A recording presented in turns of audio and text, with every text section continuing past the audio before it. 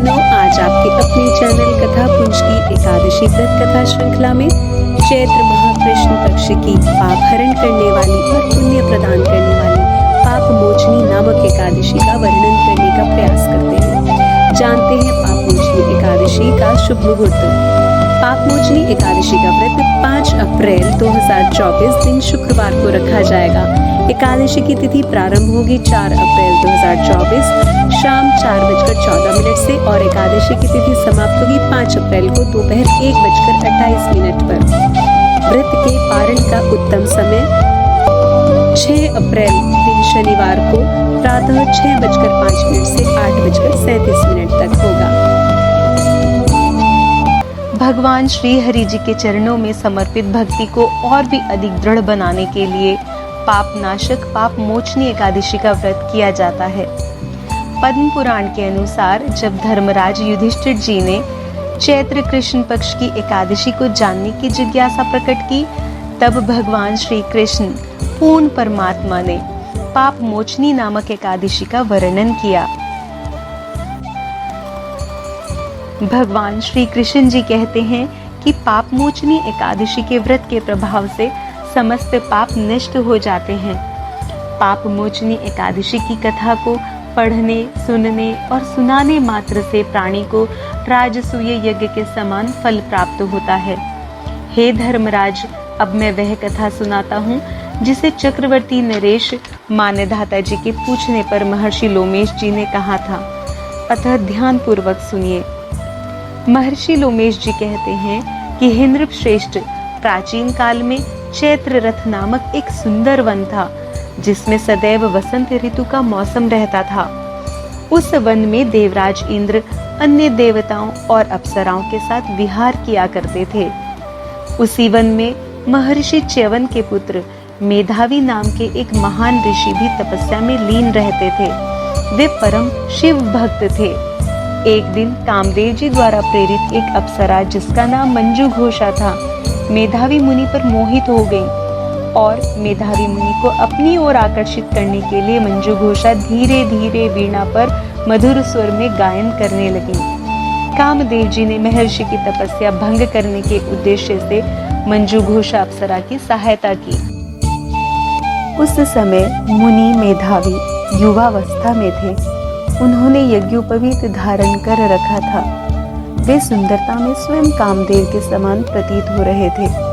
अप्सरा के निरंतर प्रयासों से मुनि मेधावी भी उसके गायन और सौंदर्य पर मुग्ध हो गए और शिव रहस्य को भूल गए। काम के वशीभूत होकर अप्सरा मंजू घोषा के साथ मुनि मेधावी समय व्यतीत करने लगे।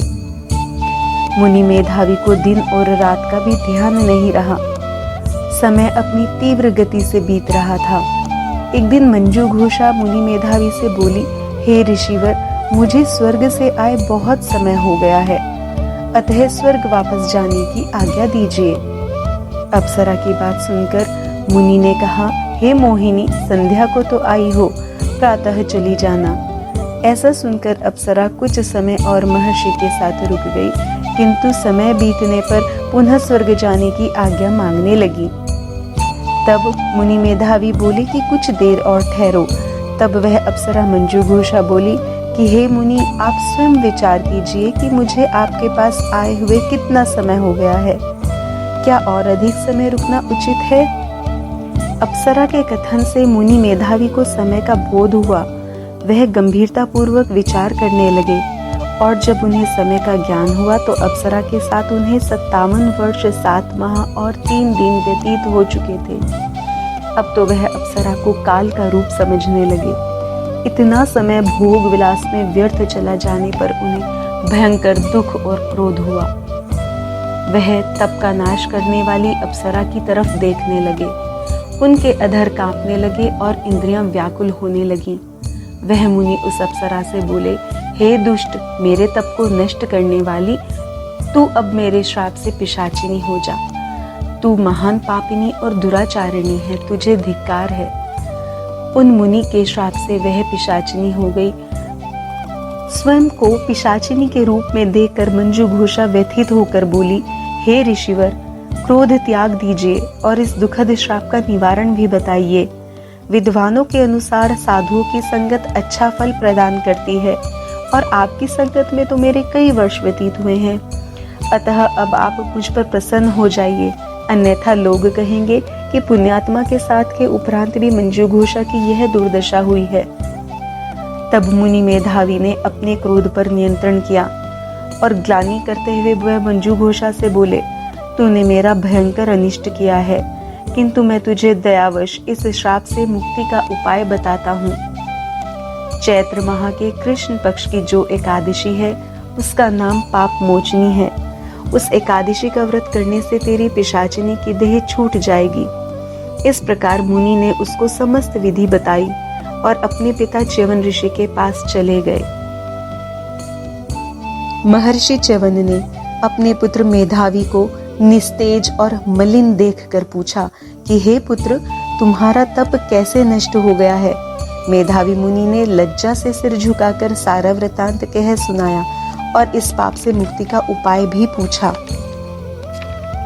तब महर्षि च्यवन ने कहा कि हे पुत्र, तुम भी चैत्र माह के कृष्ण पक्ष की पाप मोचनी एकादशी का विधि पूर्वक उपवास करो, इससे तुम्हारे सारे पाप नष्ट हो जाएंगे। उनके वचनों को सुनकर मुनि मेधावी ने विधि पूर्वक पाप मोचनी एकादशी का व्रत किया। उसके प्रभाव से उनके समस्त पाप नष्ट हो गए। मंजू घोषा अप्सरा भी पाप मोचनी एकादशी का व्रत करने से पिशाचिनी की देह से छूट गई और सुंदर रूप धारण करके स्वर्ग लोक को चली गई। इस प्रकार लोमश ऋषि कहते हैं कि हे राजन, इस पाप मोचनी एकादशी के प्रभाव से समस्त पाप नष्ट हो जाते हैं। इस एकादशी कथा के श्रवण व पढ़ने से 1000 गोदान का फल मिलता है। इस व्रत के करने से ब्रह्म हत्या आदि पाप भी नष्ट हो जाते हैं। व्रत कथा के उपरांत आइए एकादशी के व्रत और नियम जानते हैं। एकादशी व्रतों के नियमों का पालन दशमी तिथि से ही प्रारंभ किया जाता है। अतः दशमी तिथि में सायंकाल से पूर्व सात्विक भोजन करना चाहिए।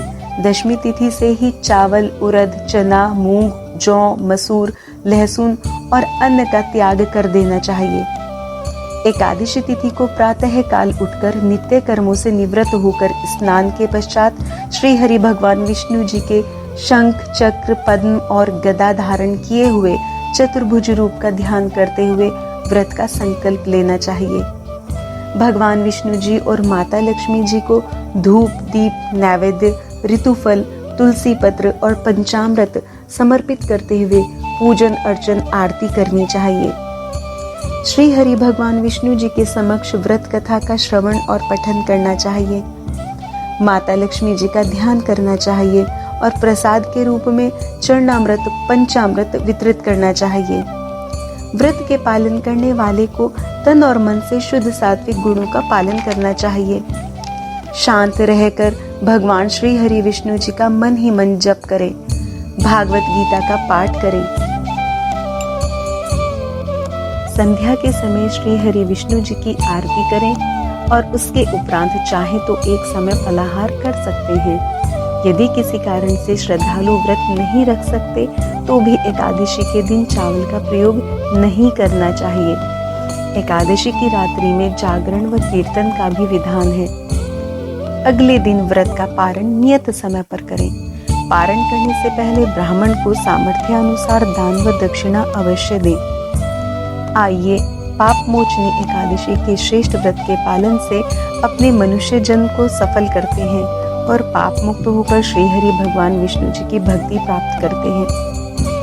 यदि हमारा यह प्रेम पूर्वक प्रयास आपको भगवान श्री हरि जी की भक्ति धारा से जोड़ता है तो कृपया अपने स्नेही जनों को भक्ति रस का आस्वादन कराकर पुण्य का लाभ करें। चैनल को सब्सक्राइब, वीडियो को लाइक और शेयर करना ना भूलें। हरे कृष्ण।